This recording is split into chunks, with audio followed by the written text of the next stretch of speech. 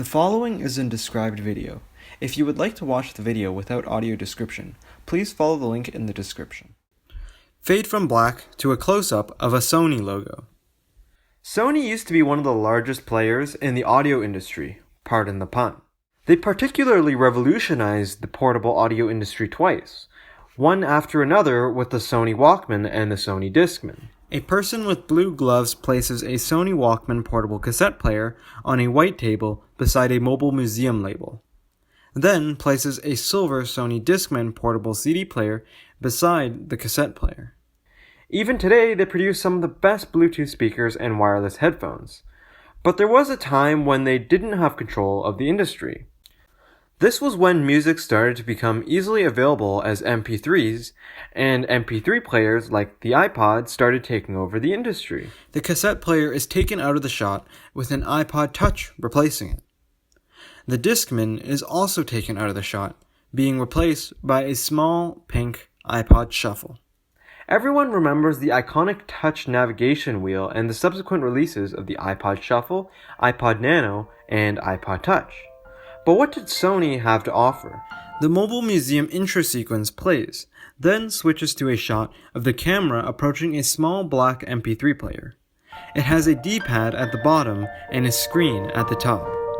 It also has two buttons on the top side of the D-pad. Welcome to Mobile Museum. This is the Sony Walkman NWZ-E463 4GB. I remember paying around $50 for it at Best Buy many years ago. I think it originally retailed around $70, which was not so bad. If you wanted the optional feature accessory bundle, it would be an extra $30 more. It first competed with the iPod Nano in terms of features. They both had a screen and a D-pad for navigation. The Walkman MP3 player is placed into a blue oval-shaped speaker dock. At first glance, they seem similar, but they are vastly different. One of the things that is instantly noticeable with the Walkman is that it is a lot thicker and more utilitarian than the sleek, curved iPod. The Walkman has a fully plastic body, with the front covered by a sheet of glossy plastic, and the rear with a durable solid black plastic. Under the glossy plastic, it has a pattern on it that is unique for each color, which I thought is pretty cool. Each color also has its own background to match. The device is not so sexy compared to the Nano, but it shows Sony's design prowess through other means. Unlike the iPod's futuristic touch wheel, this one may be just a bunch of buttons, but some have a special tactile bump that indicates its function. The right side of the Walkman is shown, with the top side of the right having a volume rocker and the bottom having a switch labeled hold and an arrow indicating the direction that the switch goes into. The volume up button has a bump, while the volume down omits it. The hold switch has 3 bumps in a row, so not to be confused with the volume rocker. Even having a volume rocker is somewhat of a luxury, with most other devices integrating them with a D-pad. The hold switch is also unexpectedly convenient. For those who don't know, when it is active, the device will not register any inputs. This means that even if it is in your pocket and you push a button by accident, nothing will happen. The center button is also concaved and has a bump. These small, subtle design elements are important because it allows every button to be able to be accessed without looking, which is great when you have the MP3 player in your pocket and you want to use it. Overall build may feel cheap, but the plastic is super lightweight and durable. The battery life is quite long, especially compared to smartphones today. The blue gloved hand demonstrates the UI by navigating it with the D-pad. They play music that is not audible and try out several playback modes. It lacks any other frills like Wi-Fi and even chooses to omit Bluetooth. It clearly presents itself as focused on delivering an audio experience without games and such. One of my favorite features it has is its ability to listen to the radio. Sometimes people forget it as a source of free news and entertainment. It's always a nice to have. It also has what they call a Sense Me channel. Basically, it will analyze your music and determine what mood it represents.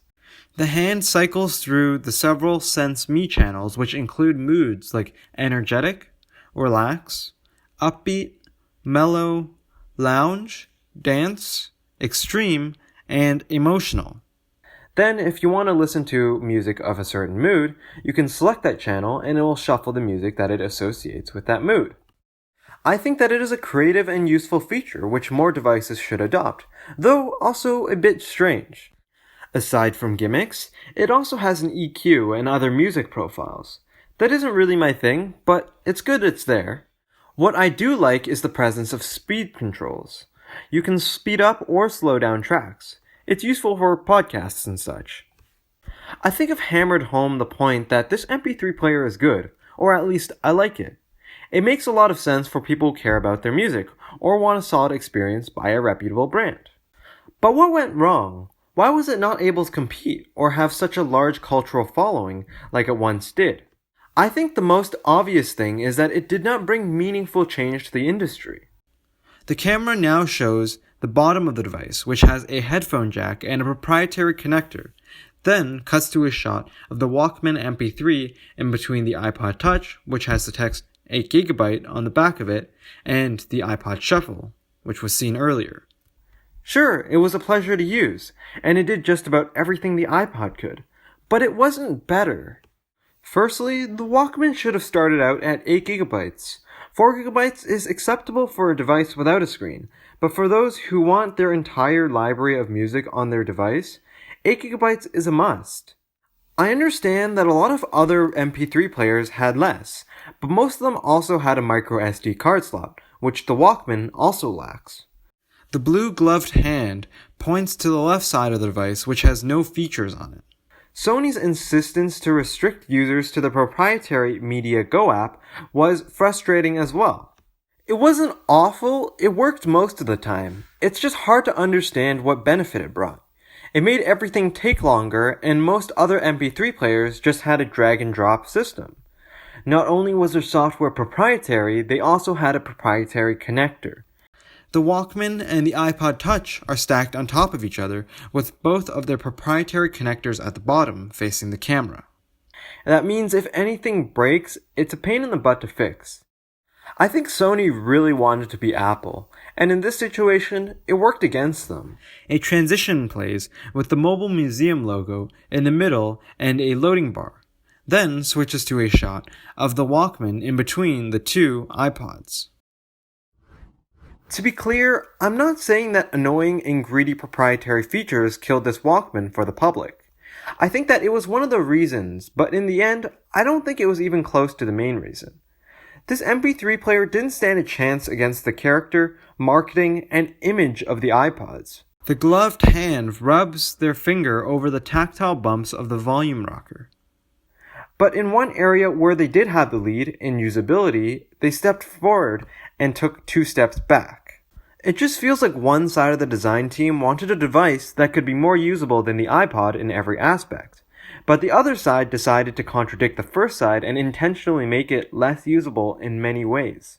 For the audience who is not as easily convinced by marketing and more by spec sheets, they had them in the first half, but for the second half it was clear there were better options.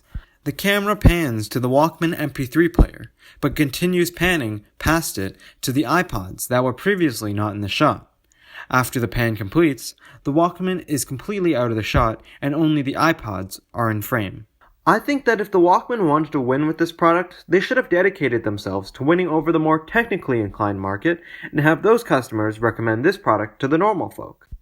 Instead, this product is split between those two audiences, and winning neither of them over by having neither the marketing nor the superior usability. On paper, I don't see any reason for anyone to really have a good reason to buy this, with so many strong alternatives, but I do really like this product still, even if it's for no one. The camera slowly tilts down to the Walkman in the speaker dock with the Mobile Museum label beside it, then fades to black. A transition plays, which leads to the end screen, where links to 2 videos appear in the middle of the screen. A message is shown that leads viewers to the links in the description to the channel, website, and Instagram of Mobile Museum. I really hope you enjoyed this video. It's a bit longer than usual. I had a bit more to say this time around. If you want to see more like this, feel free to check out my channel. We will also be uploading next week at the same time. I hope to see you there. Fade to black.